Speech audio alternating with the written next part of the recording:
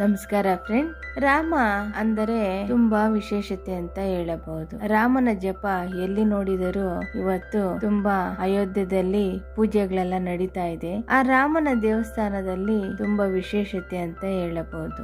ಆದರೆ ರಾಮನಲ್ಲಿ ತಿಳಿದುಕೊಂಡು ರಾಮಕೋಟಿಯನ್ನು ಬರೆಯೋದ್ರಿಂದ ತುಂಬಾ ಒಳ್ಳೆಯದು ಅಂತ ಹೇಳುತ್ತಾರೆ. ಮನಸ್ಸಿಗೆ ತುಂಬಾ ಕಷ್ಟವಾದಾಗ, ಮನಸ್ಸಿಗೆ ತುಂಬಾ ನೋವಾದಾಗ, ಮಕ್ಕಳು ಹೇಳಿದ ಮಾತು ಕೇಳಲಿಲ್ಲ ಅಂದಾಗ, ದೊಡ್ಡವರೇ ಆಗಿರ್ಲಿ ಚಿಕ್ಕವರೇ ಆಗಿರ್ಲಿ ಯಾರೇ ಆದರೂ ಮನಸ್ಸಿಗೆ ನೆಮ್ಮದಿ ಇಲ್ಲ ಅಂದವಾಗ ದೇವರ ಕೋಣೆಯಲ್ಲಿ ಕುತ್ಕೊಂಡು ರಾಮಕೋಟಿ ಬರೆಯೋದ್ರಿಂದ ಆ ರಾಮನೇ ಎಲ್ಲ ನೋಡ್ಕೊಂತಾನೆ ಅಂತ ಹೇಳ್ತಾರೆ.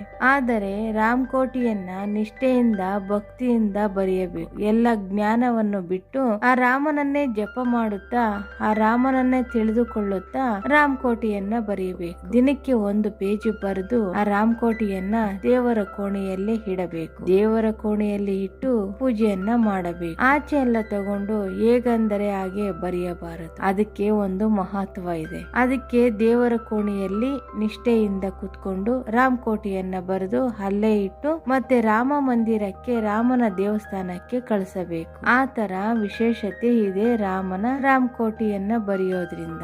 ಆದರೆ ರಾಮಕೋಟಿ ಬರೆಯೋದ್ರಿಂದ ದುಷ್ಟ ಶಕ್ತಿಗಳು ಯಾವ ಮಾಟ ಮಂತ್ರ ಆಗಿರ್ಲಿ ಏನೇ ಆದರೂ ನಿಮ್ಮ ಹತ್ರ ಬರುವುದಿಲ್ಲ. ಆ ರಾಮ ಯಾವಾಗ್ಲೂ ನಮ್ಗೆ ಕಾಯ್ತಾ ಇರ್ತಾನೆ.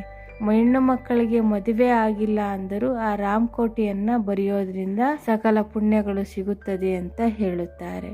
ಈ ತರ ರಾಮಕೋಟಿ ಬರೆಯೋದ್ರಿಂದ ಮಕ್ಕಳ ಕೈಯಲ್ಲಿ ಬರ್ಸೋದ್ರಿಂದನೂ ಒಳ್ಳೇದು. ವಯಸ್ಸಾದವರು ಮನಸ್ಸಿಗೆ ನೆಮ್ಮದಿ ಇಲ್ಲ ಅಂತ ಹೇಳಿ ರಾಮಕೋಟಿಯನ್ನ ಬರೆದು ರಾಮ ಮಂದಿರಕ್ಕೆ ಕಳಿಸುತ್ತಾರೆ. ಆದರೆ ಮಕ್ಕಳು ಹೇಳಿದ ಮಾತು ಕೇಳಲಿಲ್ಲ, ಹಠ ಮಾಡ್ತಾ ಇದ್ದಾರೆ ಅಂತ ಅಂದಾಗ ಆ ದೇವನ ಶ್ರೀರಾಮನನ್ನು ತಿಳಿದುಕೊಂಡು ರಾಮಕೋಟಿಯನ್ನ ಬರ್ಸೋದ್ರಿಂದ ಮಕ್ಕಳ ಕೈಯಲ್ಲಿ, ಆದರೆ ಚೆನ್ನಾಗಿ ಮಕ್ಕಳು ಓದುತ್ತಾರೆ, ಇದ್ದಿ ಬುದ್ಧಿಯನ್ನು ಕಲಿಯುತ್ತಾರೆ. ಆದರೆ ಮಕ್ಕಳು ಹೇಳದ ಮಾತು ಕೇಳುತ್ತಾರೆ. ಈ ತರ ಮಕ್ಕಳಿಗೆ ರಾಮಕೋಟಿ ಬರ್ಸೋದ್ರಿಂದ ಮಕ್ಕಳು ಹಠ ಮಾಡುವುದಿಲ್ಲ, ಹೇಳದ ಮಾತು ಕೇಳ್ತಾರೆ, ವಿದ್ಯಾಭ್ಯಾಸವನ್ನು ಚೆನ್ನಾಗಿ ಮುಗಿಸುತ್ತಾರೆ. ಶ್ರೀರಾಮನು ಆ ತರ ಕಾಯುತ್ತಾ ಇರುತ್ತಾನೆ. ಆ ಶ್ರೀರಾಮನ ಯಾರು ನೆನೆಸಿಕೊಳ್ಳುತ್ತಾರೋ, ಶ್ರೀರಾಮನನ್ನ ಭಕ್ತಿಯಿಂದ ಯಾರು ರಾಮಕೋಟಿ ಬರೆಯುತ್ತಾರೋ ಅವರಿಗೆಲ್ಲ ಸಕಲ ಪುಣ್ಯಗಳು ಸಿಗುತ್ತದೆ ಅಂತ ಹೇಳುತ್ತಾರೆ. ನೋಡಿ ಫ್ರೆಂಡ್, ರಾಮಕೋಟಿಯನ್ನು ಕೋಟಿ ಸರಿ ಬರೆದು ಆ ರಾಮ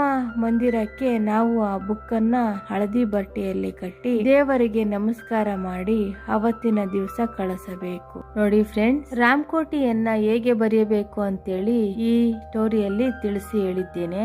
ನಿಮ್ಗೇನಾದ್ರೂ ಇಷ್ಟ ಆದ್ರೆ ಶೇರ್ ಮಾಡಿ, ಸಬ್ಸ್ಕ್ರೈಬ್ ಮಾಡ್ಕೊಳ್ಳಿ, ಲೈಕ್ ಮಾಡಿ ಫ್ರೆಂಡ್. Bye friends.